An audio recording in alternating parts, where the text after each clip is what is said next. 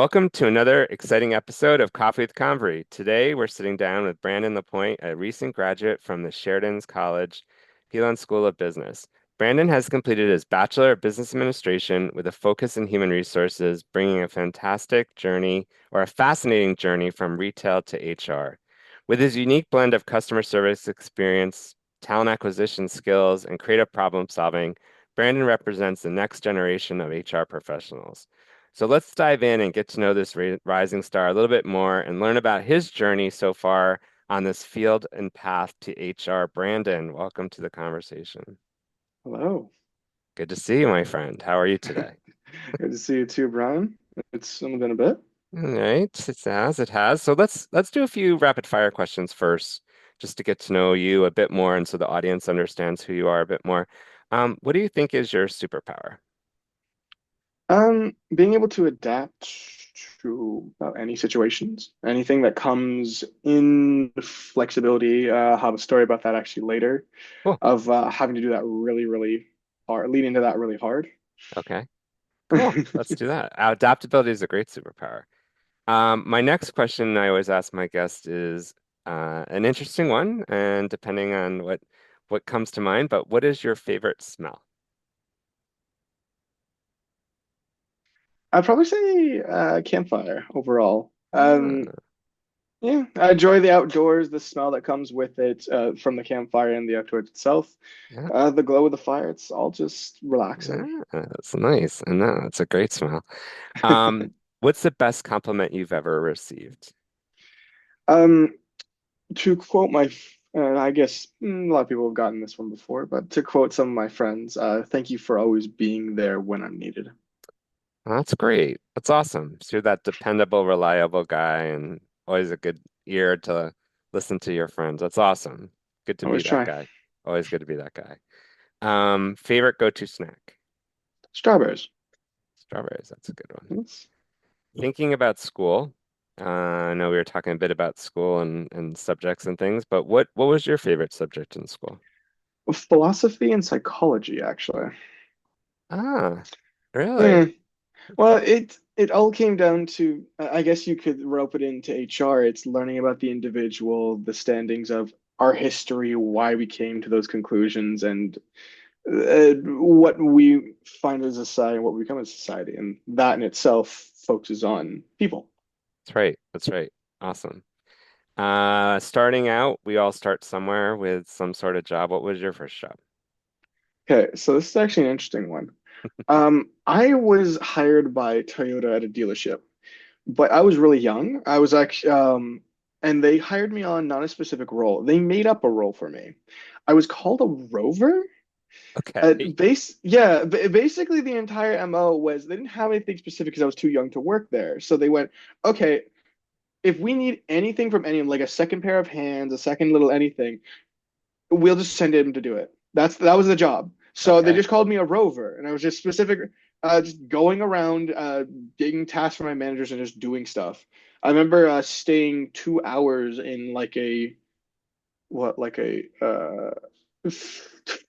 30, 40 degree container, ripping out wood with a crowbar. Oh, wow. Oh, that was fun. That was fun. That was so much fun.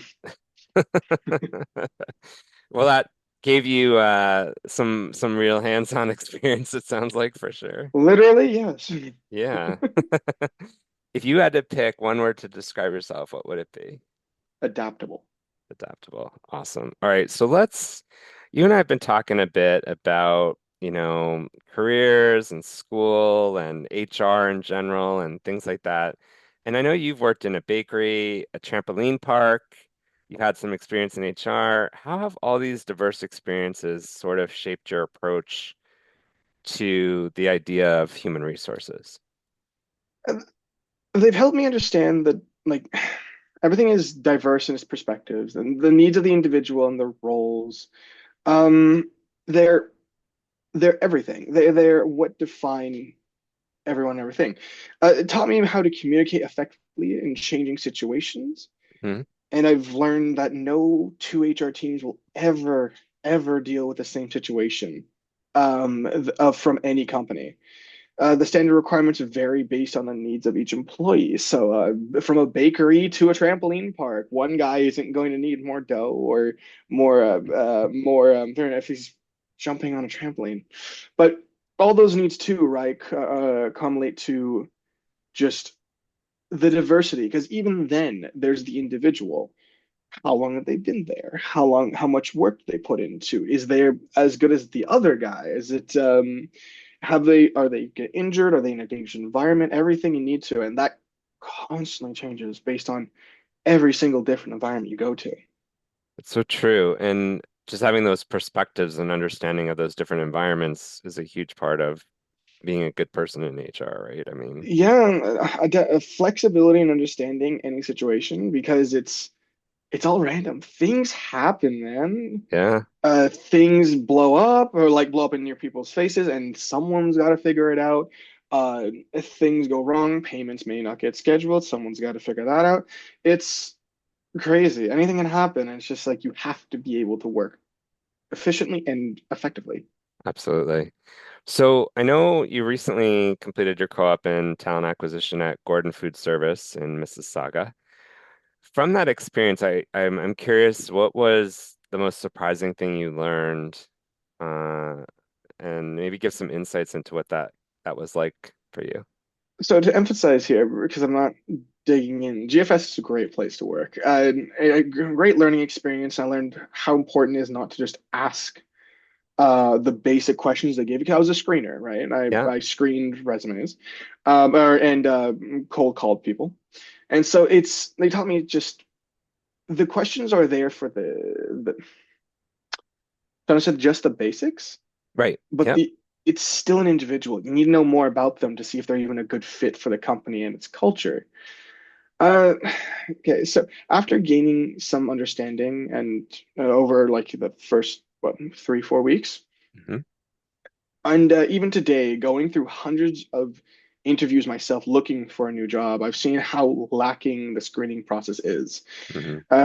I myself found that working at GFS, that just asking the general questions, you ask everyone, does not give you enough on the individual you want to hire.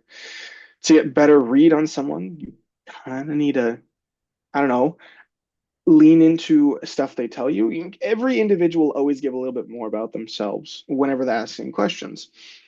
And that can lead into you asking anything about that, can lead into them explaining a little more about themselves, their personality, how they fit in with others, what they're looking for. The basic, it's just, do they fit this rough category? Okay, I do not know if they're going to be want to stay longer. I do not know if this is Yep. going to fit the right category. I do not know if they fit with this culture whatsoever. I just know that they can be hired for this exact position. Yay. Yep. Yep. Yep. It's It's interesting. inefficient. It's interesting you say because well, obviously being in town myself for a number of years, and we've talked about some of these things, but what do you do? Because some people I've interviewed too are like one word answers. And you're like, this is your time to sell yourself. Like, give me something, give me a little more. Right. So any of our listeners that are going into interviews and are freezing up or not feeling they can share who they are or not sure how to approach it, I guess what would your advice be to the one word answer people? I think it's a bit of a two-way street because Yep. it's the problem with the the HR, the individual themselves. They choose to just read the questions and Yeah. ask for nothing more. That's on them. And honestly, it leads to people getting hired that at times really shouldn't be. Yep. Um, but I guess for someone who's actually doing these interviews, it'd be better to prod them, especially like prod them about some questions, especially like at the very end when they always ask, "Do you have any questions that we can answer for you?" One is a psychological quote you can use on them. It says, "You ask them, if I was to be hired, where would you put me?" Mm-hmm. And the entire idea is for you to put yourself in their mind as if you're already hired, Mm-hmm. It's a good one. which yeah, its entire thing is meant to, make them think more about you, that you're not a number, you're an individual. And that could lead them to think you to might hire you more. That could also think for them to ask you some more questions after that. But it's really on them after time. Yeah, absolutely. And I love your idea of like putting it on them too to see where you would fit already so that you're kind of moving the conversation to the next stage. And we know right now, I know you just recently graduated from Sheridan, and there's a lot of challenges facing job seekers in today's market. And I'd even say you're lucky if you get to the interview stage with a lot of things happening in the pre-screening and the number of Don't I know it? applicants, right? And so what are your thoughts about that right now and how that's going? It's it's tough. I mention it. I'll mention it later too again, but Sure, sure. it's it's like an applicant market or the people who are hiring, it's their market. There's so few jobs compared to people Yeah. applying to the market that it's pick and choose. It's up to them, and it's so rough because it's so bad that even the higher ups, the people with 8 to 10 years experience, are going down to maybe even entry level. So yeah, when you hear that you might have like the best interview of your life, but then they say, "Oh, we found someone better," and you're like, "How can someone be better?" Yeah, because the guy with 20 years or like 10 years is furnishing going for an entry level. Yeah, he is better than you. He's got that under his belt, and it's like, why are you here? Why are you applying to this? Because they can't even get a job for their own category, and Right. it's horrendous. Yeah. It's a big squeeze right now, isn't it? It's like a lot. You got it coming from the top, the sides, the bottom. And how do you deal with that? I mean, you yourself have been going through this and trying to land that job that kind of gets you in that door and doing this. How do you approach it? How do you think through it? I mean, I know it's a challenging time, but I guess I'm a very positive person, even though it sounds sometimes things are challenging. How do you keep yourself motivated to keep going? It's it's hard, honestly. It Yeah. is it is hard because you can do 100 interviews, or even just maybe like you do 100 screenings, and maybe you get like of those hundreds of screenings, you can get like 20 to 30 actual interviews and still get nothing in there. But you got to keep going because if you don't have a job, like I'm in a part-time, Hmm. if I want to help my wife, if I want to help myself and I want to move forward, I need to find something better than a part-time job. Yeah. Yeah. And I also want to get into my career. Right. I've spent what 4 years getting this degree, and like I want to use it. It's 100%. it it's more of a I think the motivation comes more from um if I don't, what would happen? And it's like, and I can't, and those results I can't allow it.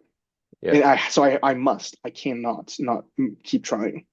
Good for you. Yeah, good for you. No, you're right. And any employers that are listening right now, this is one thing I always say to talent people and others in HR and employers is there's a person on the other side of that application and they're trying their darndest. And sometimes we gotta really take this and look at this and give people a shot. So let's talk a little bit about some of your skills. I know you have a certificate in creativity and problem solving.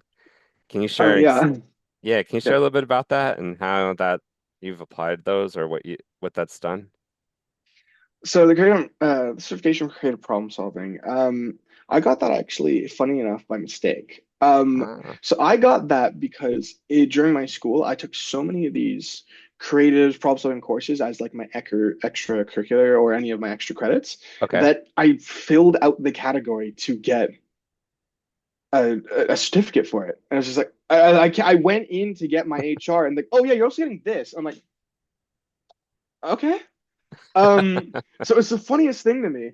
But when you come to it, yeah, like creative problem solving is the ability to more or less to explain it, respond to anything quickly, unexpected challenges. It helps you in your proactive when identifying and addressing issues. A good example of this is like when I was during my co-op. So this is what I was going to mention earlier a little Sure, bit sure. before. During my co-op, I had a very strange situation occur. So on my team, there were two Brandons, me and an older gentleman that's been here, I think, for like 4 years or something like that. And I got a ping back on an email at one point, like I think like 3 weeks into my co-op, someone asking me to set up a calendar, set up an interview for a guy in a one of our warehouses that was not on our LinkedIn or on our work day. And I went, what? So I, for some reason, didn't register that maybe I should look around to see if it was the wrong person. And I pinged her back and forth, but she never seemed to have caught on that it was not for me. So I assumed, okay, I guess we're working on this. So I went over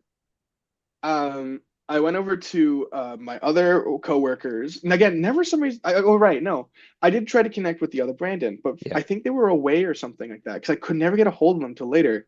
So I went to my other coworkers, figured out how to set it up, went over, contacted the manager, called him. He doesn't know any of us, so he didn't really care who was on the phone. If he Right. didn't know the other Brandon either, so he's just like, yeah, set it up on my calendar, and I'm like, and where's your calendar? So it was this back and forth So of this like strange. 3 weeks starting co-op student doing something not quite in his league and setting it all up. I got it done. And then they ping back me saying, okay, so you're going to be there for the interview, right? And I'm like, okay, we got to figure this out. Ping back with her. She got in contact with the other Brandon, and basically I handed off this entire setup to him of doing his job for him, more or less, for this one thing, which was so weird to me. Um, but yeah, I had to work on the fly. I had to be creative, and I had to ask some questions here and there. And And you got it uh, to where it needed to be. So, yeah, I did it. I right? did it. How Uh, funny. That is so so funny. so strange situation. Uh, That is so and I, funny.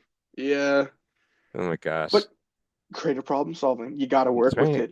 That's right. Adaptability, you got to work with it. Right. It's right. And if I was the other Brandon, I'd be happy that you took it all the way to end of job for me. That's nice of you. So, Uh, customer service, as we know, is a transferable skill, having the abilities to work with people and clients and things like that. And I know you have strong background in that. How do you feel yeah. that also helps benefit yourself in your career when you think about skills?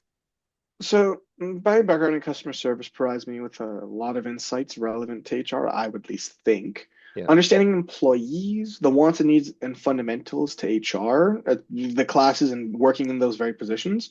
Yep. Uh, we must identify the problems and conflicts we find effective, reasonable, to find reasonable solutions Yeah. and to find proper situations. It's by being in their positions, it allows anyone, and that includes myself, to go into that and say, hey, I understand why they're having this issue or why they may want said thing because I've been there, I've done that. And now I'm hiring for that. I know what they're looking for. I know, like too, it's if I was to even hire from my own company, which would be interesting, I also know the people there too. If you were something like that, or if you went Yep. to like the grunt level, you know the type of people there. The manager said what they're looking for. That could also even help you in your own applications, which then circles back to no, you can't just screen and ask questions. You now need to ask about the person to see if they would fit in that. Right. And it all accumulates to just the understanding, I guess, so to speak, of the little man Mm-hmm. from the perspective of because HR is the entire company. We look after the company, we look after the employees. That's right. So we really have to look at from a top-down perspective of everything that's happening. So it works best to understand what that is, the little things they would go through or may deal with. Yeah, absolutely. And it's interesting because in reality, HR is a client service organization, right? You're working with the business, you're working with employees, you're working with vendors, you're working with a whole bunch of things that bring it all together. So, yeah, having that, because I think the one thing I would say is I know there's people listening now that are, trying to make a list of their skills and things that they can bring up in interviews or things that they can add to their resume. And I always think having customer service background and understanding is something that is a foundational building block for pretty much all of us. Yeah. So, right, it's good to have. I feel too many people forget about it, Yes. or too many people are they only look at the big picture, so the little man can be replaced. They're individuals, they're cogs in a machine. It breaks, get another one, Yeah. and it's just it doesn't work as well. If you could uplift every person to their highest skill, for all you know, you could bring someone who's a little man into a position that could outright bring the company to its next level. And you have to foster it. You have to care for Mentor, it. coach. Yeah. You have to do that. 100%. You have to be willing to go for it. 100%. And I think that that's a great insight because I think there's a lot of places now where this could be looked at a little bit stronger. I know a lot of people are focusing on a lot of external factors right now, but really at the end of the day, your people are the most important asset. And a little bit of coaching, a little bit of mentorship, learning and development, it goes a long way. Um, okay, so I'm going to ask you this one. Thinking about this from an employer perspective, and there are probably employers listening right now. What would be one piece of advice you would give them to attracting young talent like yourself? What do they need to be doing a little bit differently, or what advice do you have them to maybe engage, attract, whatever you want to focus on? But what do you think they need to do to be attracting younger talent to their organization? This is what I was trying to mention before too. This is something that's hard for me to stay, purely because this is an employer's market. This is what I was trying to mention before. Yeah, It's hard for me to give them advice when they're the ones getting 100, 200 job application for one thing. You're not really having a problem with that. If I was to give them advice, would be to specifically maybe hold, or if you're going to get, because so many entry jobs are for the best applicant, and that best applicant can often be the guy who can't get into his upper and comes lower. yeah, It's hold some job position, regardless of the situation, to get some entry level graduates in because they're trying to get in, yeah. they're trying to learn, and they could surpass many that you already a part of that you trust in, but you need to actually foster them and take care of them. You actually get them in there, let them do a job, actually work. Like it, No, I like it's it. I like where you're going with this yeah, because the thing I want to share and help you with this as we're talking through it, because this is a good conversation. Um, you even said like the hundreds of applicants, but that's not necessarily any of them are either any good or they're not the right fit for the role. But sometimes we lean so heavy into credentials because we think credentials equals success, yeah, whereas someone who's just starting out has lived experiences. I know you have a lived experience of your own living in a household where you've grown up around HR, right? Like these are all the yep, things that come with you. So beyond the credentials and the let's compare, you know, well, if we had to compare grade point averages, I never would have gotten hired, but that's another story. So the I, like the thing is like there's way more there that needs to be I think looked at from an employer perspective. And there's a lot of conversations right now going about the resume. That's another podcast. yeah. But what's your thought on that? Because I think sometimes we take that easy way out, credentials aligned to what we think is success, but it's not a good predictor. And there's other things you're bringing to the table. Yeah, like so for me actually, I wrap around the opposite way of you. I was extremely good in my Good. classes. All I've right. all my, when it had anything to do with HR, probably within the 90s always. Yep. But that's gotten me nowhere. I have the Interesting. credentials, but no one knows about it. No one knows, Michael. They always say, "What's your GPA?" So if I could have done fantastic in HR, but I got a BBA, which means I had to do marketing, I had to do accounting, and not all those I'm great at. Okay. So my GPA is not, I don't know, maybe not as high as you want it to be. But I did HR That's phenomenally. It's my best interesting. thing. You That's don't so know. interesting you broke that apart because that's a good thing for people to hear too on this too. Is like, right, you are succeeding in the areas that you want to career in. But it's an accumulation of the other areas together that I Like don't know. if I got like a 2 year diploma, yeah, my GPA would be almost as high as I can go with it because all my classes are in the 90, but I didn't. I got a degree, and apparently that now hurts me. And Yeah. so it's like I don't even sometimes like putting down the GPA because I'm like, it's not it's not Yeah, worth I my don't, and time I don't for it. think I think we're trying to move more towards the human skills, the other skills beyond Yeah. credentialing anyways. So, but that's an interesting conversation, for sure. Um, how about the tools? I know you've worked with, various technologies, Workday, LinkedIn. Um, how do you think about tech and HR and how important it is for HR professionals to understand tech? Okay. This is okay. This is gonna be might be a little bit mean to anyone who is a little bit older, but if you don't understand how to use the basics of tech, are you living under a rock?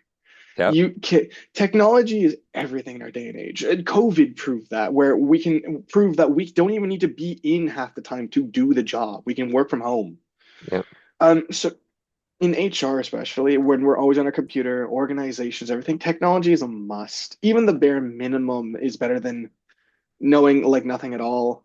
Or if you need to teach them, that's just as good. But as long as you can figure out where to find your calculator when you need your calculator, because there's still people in the older generation, of course. right. But it's like they it's like it's the grandkids helping them out. Saying when they ask for something super simple, it's like we need to. Everything is organized through technology. We're surrounded by it. It must be known. Um, it's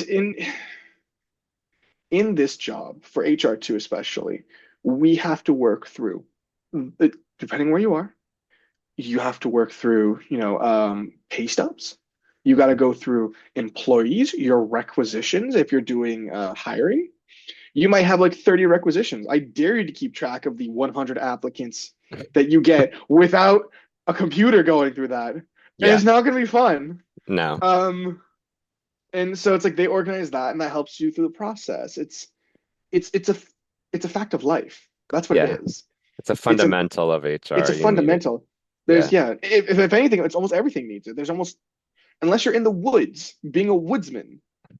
It's up to you, man. But Yeah, you're right. business, no, no. Tech is needed. It's Well, required. also you probably saw this too, or have seen it as part of your experiences. It's like more and more, as HR has become more and more strategic, the data analytics piece is huge, right? Like you need to understand the data, what's going on, how to, because I remember and have had issues where the reports just weren't giving me what I needed. We had to build something on top of it here, to understand. But Yeah, today things are getting better with that. But it does help to drive some discussions.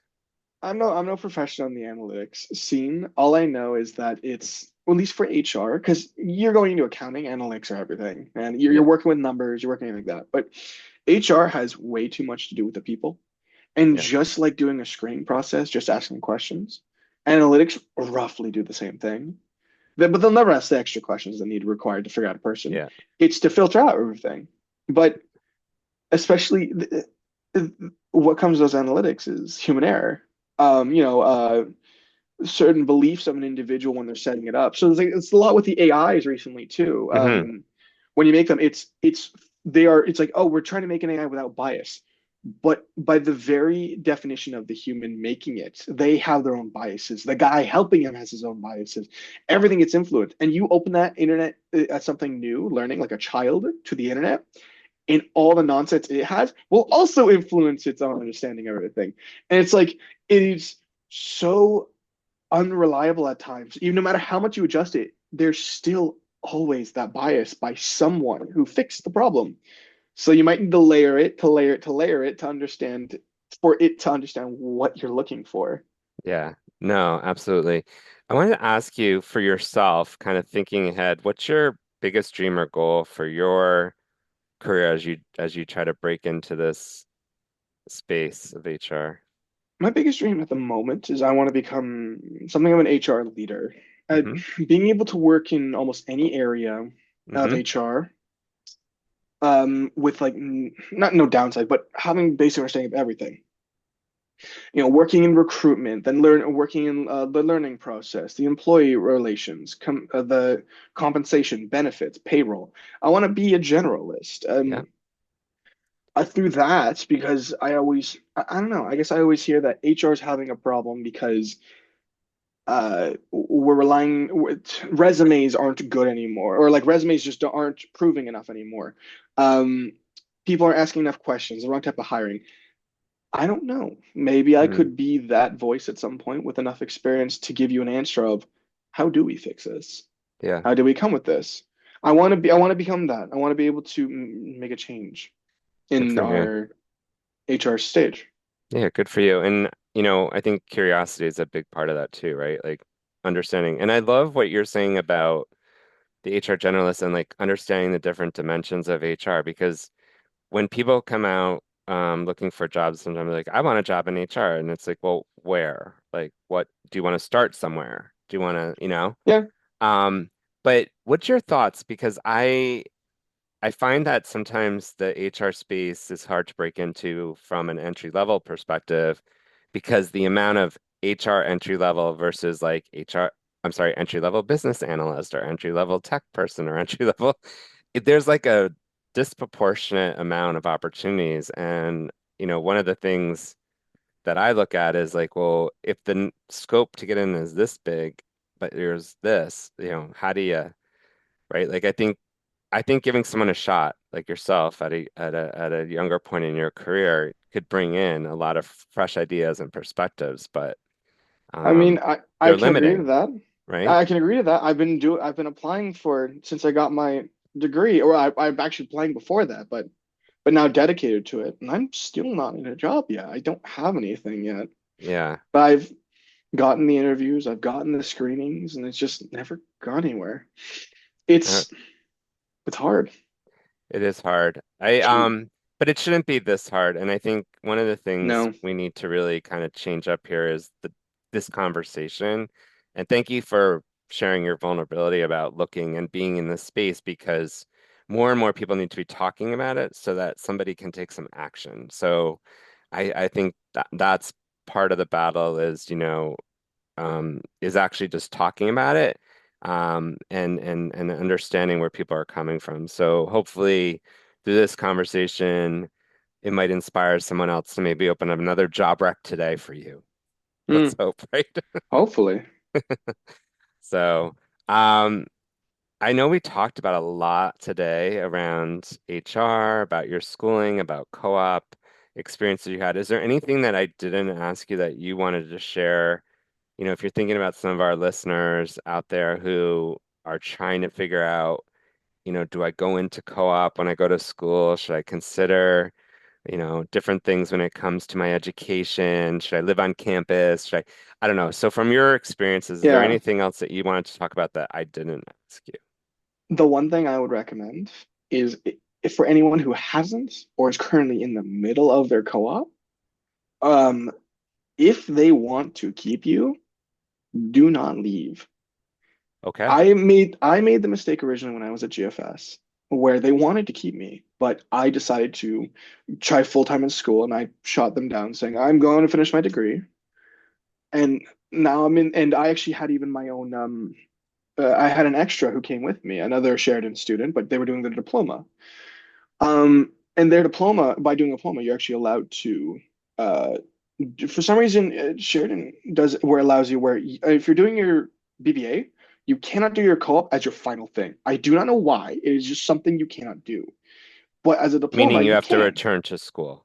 Yeah, Okay. you cannot do it as your final semester for some reason, which I would see one of the smartest things to do. But your diploma, you can. She was doing a diploma. They also asked her to stay. She is still working there to this day. Um, Interesting. yeah, so if you're doing your BBA or anything kind of work, if you get in your co-op and they want to keep you, I'd recommending, especially with this market, to keep your job over like dedicating to the degree.